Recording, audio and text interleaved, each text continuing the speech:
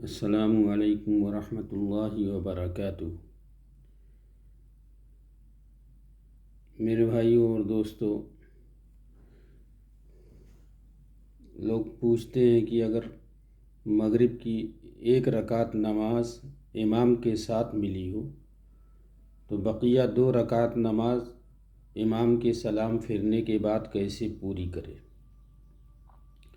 تو اس کا طریقہ یہ ہے کہ امام کے سلام پھیرنے کے بعد جس کی 1 رکعت امام کے ساتھ ملی ہو، جب کھڑا ہوگا تو سب سے پہلے ثنا پڑھے گا، اس کے بعد اعوذ باللہ اور بسم اللہ پڑھے گا، پھر سورہ فاتحہ پڑھے گا اور پھر سورت ملائے گا، اور اس کے بعد رکوع سجدہ کر کے دوسری رکعت میں بیٹھ جائے گا۔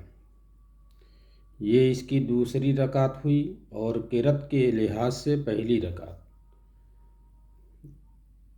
1 رکعت امام کے ساتھ بیٹھا ہے، اب اسے سورہ فاتحہ اور سورت ملانے کے بعد دوسری رکعت میں پھر بیٹھنا ہے۔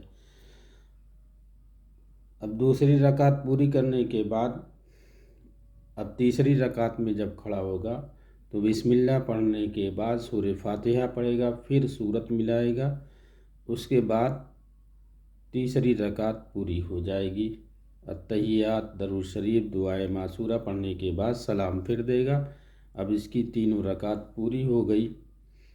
تو اگر مغرب کی 1 رکعت نماز ملی ہے امام کے ساتھ تو دوسری میں بھی بیٹھے گا اور تیسری میں بھی بیٹھے گا۔